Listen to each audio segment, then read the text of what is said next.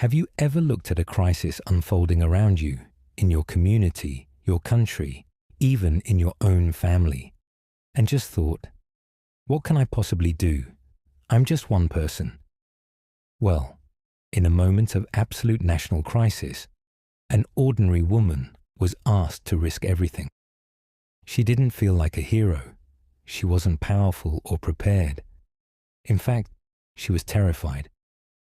But she was about to discover a secret that you and I need to hear when everything is on the line. That maybe, just maybe, we were born for such a time as this. Chapter 1. The Gathering Storm. To really get this, we must go back in time to the heart of the ancient Persian Empire. This empire had unimaginable wealth and an army to match. Into this glittering, high-stakes world, a shadow begins to fall. And it doesn't start with an invading army. It starts with the wounded pride of one man, Haman. He's the king's newly promoted prime minister, a guy draped in power but totally hollowed out by insecurity. As he walks through the king's gate, all the royal officials bow down, all except one. A Jewish man named Mordecai refuses to bow. And that single act of defiance, that refusal to give a man the honor due only to God, plants a seed of venomous hatred in Haman's heart. But Haman's rage is way too big for just one target. He decides punishing one man isn't nearly enough. He's going to annihilate his entire people. He goes to the king and spins this story about a scattered, subversive group of people with different laws who don't obey the king. He argues it's not in the king's interest to let them live. He even offers to pay an insane amount of money, 10,000 talents of silver, to fund their destruction. The king, in a moment of terrifying casual indifference, just hands his signet ring to Haman. The money and the people are yours, he says. Do whatever you want. And just like that, the decree is written. A death warrant for an entire people. The lot falls on the 13th day of the 12th month. That decree is then copied and sent by couriers to every corner of the empire. And the orders are brutally clear. On that one day, everyone in the empire is commanded to destroy, to kill, and to annihilate all the Jews, young and old, women and children, and to take all their stuff. The situation looks completely hopeless. The fate of the people seems sealed. Chapter 2. The Unlikely Hero. In the middle of this looming genocide, our focus shifts to Queen Esther, not born into Tyre, and who was an orphan as a child. After losing her parents, she was raised by her older cousin Mordecai, who loved her like his own daughter. Her path to the throne wasn't one of ambition. It was a path of circumstance. After King Ahasuerus got rid of his previous queen for defying him, he held a kingdom-wide beauty contest to find a replacement. Esther, who was stunningly beautiful, was taken into the palace with countless other young women. Following Mordecai's instructions, she kept her Jewish identity a secret. She navigated the treacherous world of the royal harem with a quiet grace that made everyone like her. And eventually, she won the king's heart and was crowned queen. But what does it really mean to be queen in a world like this? It means you're surrounded by luxury, but it's a gilded cage. Your entire position depends on the king's mood, which could change in a second. You're isolated from your people, living behind palace walls, completely unaware of the darkness gathering outside. Her whole life has been about quiet obedience, obeying Mordecai, obeying palace rules, obeying the king. She has survived by being compliant and staying invisible. So when Mordecai sends her a message, tearing his clothes and weeping in the street, her first response isn't heroic. It's pure, practical fear. He's begging her to go to the king and plead for her people. She sends a message back, reminding him of the cold, hard reality of her situation. Everyone knows, she says, that any man or woman who goes to the king without being summoned has only one sentence: death. Then she adds a chilling personal note: and I haven't been called to see the king in 30 days. Her favor is fading. Her influence is shaky. Doing what Mordecai is asking isn't just a political risk. It's almost certain suicide. She's operating from what you might call an orphan mentality, a worldview shaped by loss, where the main goal is just to survive. She sees her position not as a platform, but as a fragile shield. She's an ordinary person trapped by extraordinary circumstances, and she is scared. She hasn't yet realized that her entire life has been leading up to this one moment. Chapter 3. The Defining Challenge. Mordecai gets Esther's fearful reply, and he's not having it.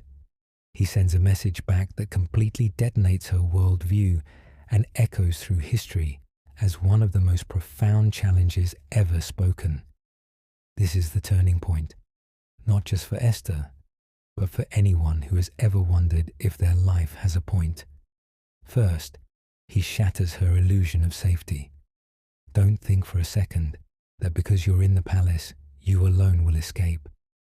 With those words, Mordecai demolishes the very walls she thought were protecting her.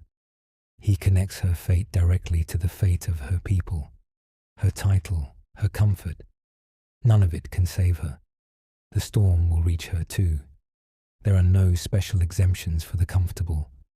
He forces her to see that real security isn't found in isolation, but in solidarity. Then, he makes this incredible statement of faith in God's power. If you remain silent at this time, relief and deliverance for the Jews will arise from another place, but you and your father's family will perish. Notice how certain he is. Mordecai is convinced God will not let his people be wiped out. He gives Esther a choice. God's plan will move forward, with or without her. She can either jump in and become part of it, or she can stay silent to save her own skin and be completely forgotten by history. It's a terrifying choice. Risk your life by participating, or guarantee your irrelevance by refusing. And finally, he asks the question that reframes her entire life. And who knows whether you have come to the kingdom for such a time as this? Esther 4:14. It's not a command. It's a gentle but powerful invitation to see her life differently. He's asking her to consider that her whole story, being orphaned, being raised by her cousin, that strange journey to the throne, wasn't just a series of random events. It was a curriculum. It was preparation. It was an appointment from an unseen God who was orchestrating every single detail for this exact purpose. Mordecai is helping her see God's fingerprints all over her past, even when he seemed absent. He's challenging her to stop seeing herself as a victim of fate and start seeing herself as an agent of destiny. He's calling her to trade her position for her purpose. And that question just hangs in the air, a doorway between two futures, a life of fearful self-preservation in a gilded cage, or a life of terrifying, meaningful risk for something bigger than herself. The choice is hers. Chapter 4. The Agonizing Decision. Mordecai's words hit her with the force of revelation. In that moment, the timid, obedient orphan queen dies, and a leader is born. Her reply to Mordecai shows one of the most dramatic transformations you'll ever see. She doesn't just agree to his plan. She takes command of the entire operation. Her first move isn't political, it's deeply spiritual. Go, she commands Mordecai. Gather all the Jews in Susa and fast for me. Don't eat or drink for 3 days, night or day. My attendants and I will fast as you do. This is a brilliant leadership move. She knows the battle ahead can't be won with human strategy alone. It needs divine intervention. By calling for a corporate fast, she's doing two things at once. She's uniting her scattered mourning people into one group with one purpose. And she's admitting their total dependence on a God whose name hasn't even been mentioned in this story, but whose presence they are now desperately seeking. Only after building that spiritual foundation does she state her personal decision. Her next words are the climax of her journey. "When this is done, I will go to the king, even though it is against the law." She knows the risk. She knows the penalty. She hasn't forgotten this could be a suicide mission, but her fear has been forged into resolve. And then she says the phrase that has become a banner for courage ever since. "And if I perish, I perish." Esther 4:16. This is the sound of a soul letting go of its deepest instinct, self-preservation. It's the death of the orphan mentality. It's the ultimate act of choosing the potential survival of her people over her own certain safety. But this isn't a statement of despair. It's a statement of freedom. By accepting the possibility of death, she is finally free to truly live. She is free from the tyranny of what if. She has embraced her destiny, and the cost no longer matters. This is the moment a woman chosen for her beauty chooses to be remembered for her bravery. This is the kind of courage that turns the tide of history. Chapter 5. The Great Reversal. What follows is a stunning display of divine providence meeting human courage. Esther, strengthened by the prayers of her people, finally steps into her destiny. She approaches the king, and in a moment of grace, he extends his golden scepter, granting her life and his favor. But Esther is as wise as she is brave. She doesn't rush her request. She plays a long game of psychological chess. She invites the king and Haman to a banquet, and then a second one.